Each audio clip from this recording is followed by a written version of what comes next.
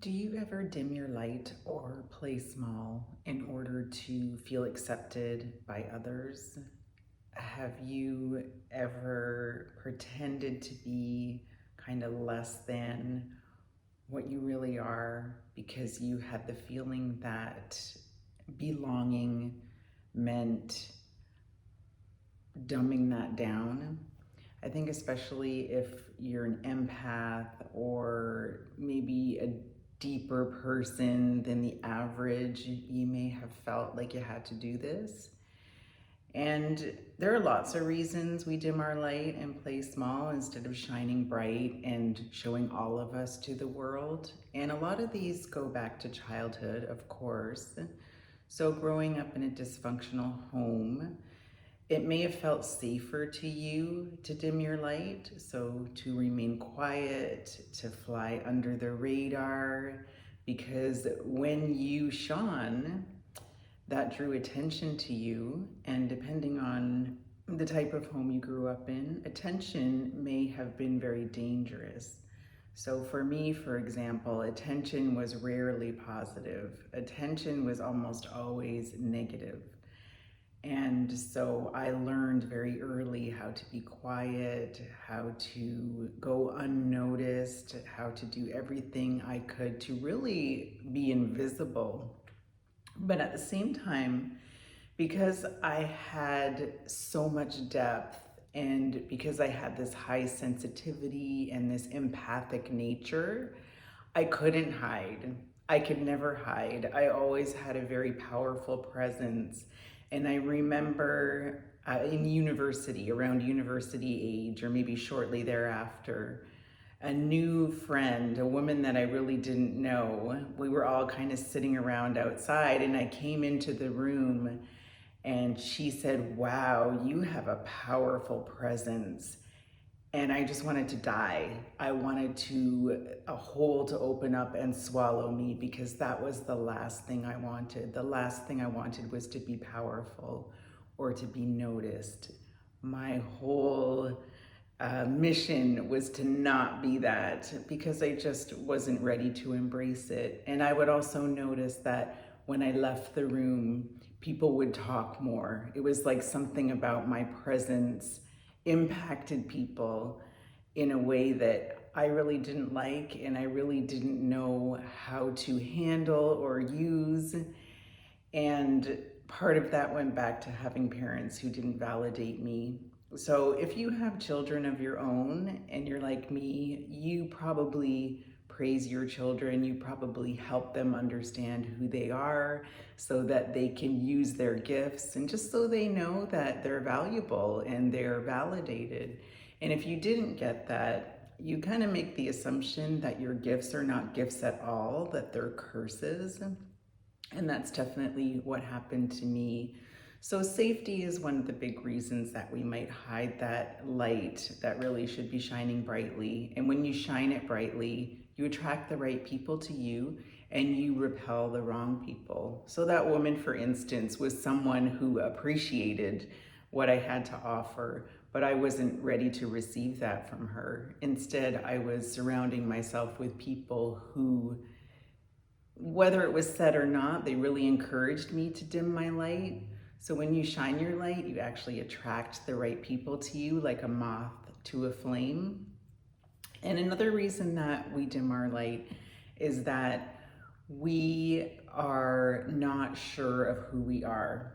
So our sense of self might be undeveloped because we never learned from our parents, caregivers, who we really are. So they didn't guide us. They didn't kind of hold a mirror up to us the way parents are supposed to show us our strengths and guide us toward them, to help us develop them, to help us discover what we like and what we don't like, what we want to do with our lives, what are we good at, to explore and really find out more about who we are so we can best serve the world. If you didn't get that, you really walk around with a fractured sense of self. So that makes it hard to embrace your gifts because you're trying hard to fit in. And that's the third reason that we generally dim our light, is that we've been conditioned probably since childhood, to really look to other people to see what they want, because that's what we had to do with our parents. What do other people want, and how can I give it to them? So if you're a person with a lot of depth, if you have a gift of empathy or something that is not common or average, then you're going to try to dim that down because all you want to do is fit in. And I think about my social psychology class in undergrad, and we learned that there are two needs that humans have among the needs that we have, and those are accuracy and belonging. And I can't help thinking that when we do this, we sacrifice the accuracy, the truth of who we are in order to belong.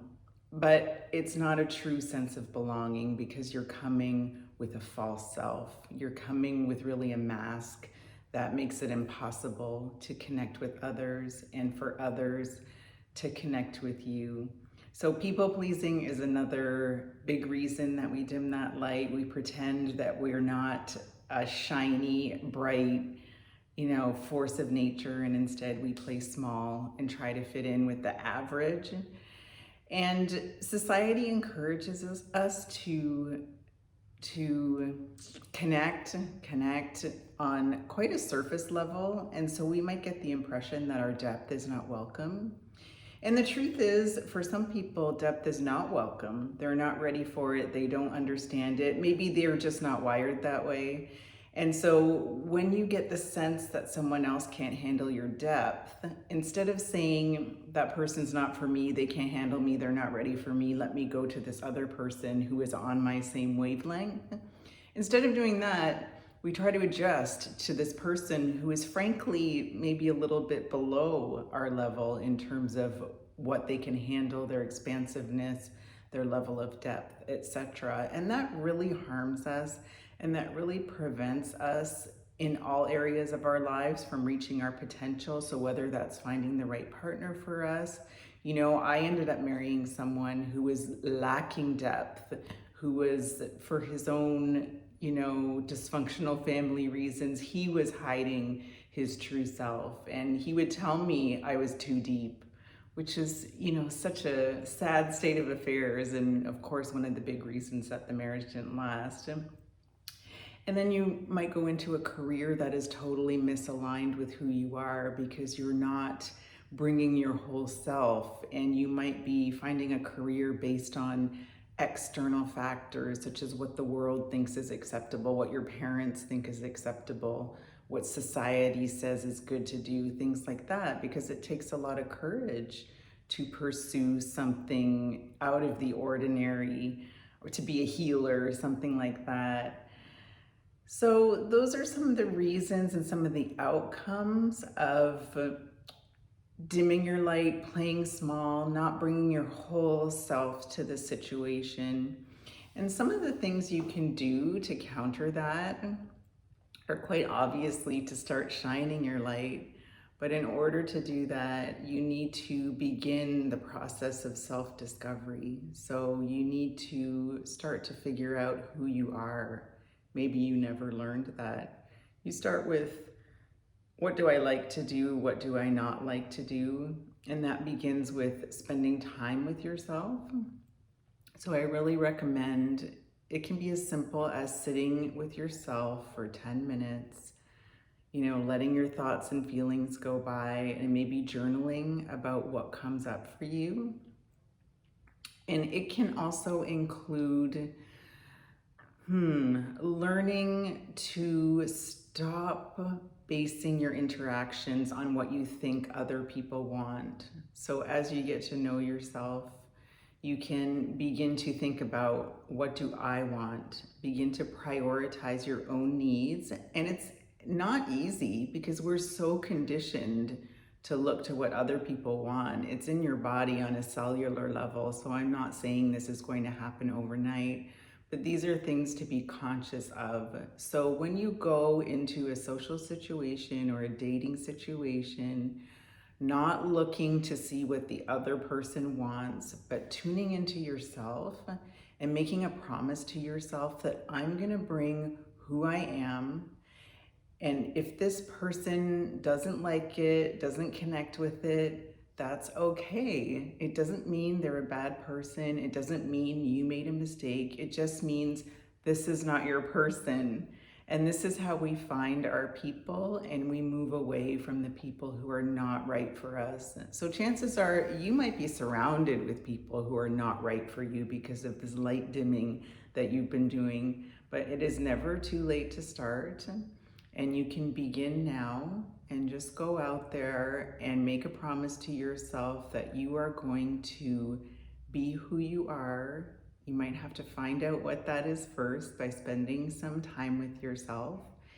And you're not going to play small anymore just to make other people uncomfortable and comfortable, I should say. And in order to be all that you need to be, you might have to be a little uncomfortable. Other people might have to be a little uncomfortable. And this is how you find the people who are right for you. And at first, this might feel a little bit lonely. Like you might have a time where it's just you because you're discovering yourself and you haven't yet found your people. And that's okay too. Sometimes the beginning of a self-care and a healing journey just starts with you, and that connection with yourself is the most important one. It is so important to have before you can connect authentically with others. So I hope this has helped. If this is an issue for you, thank you for listening.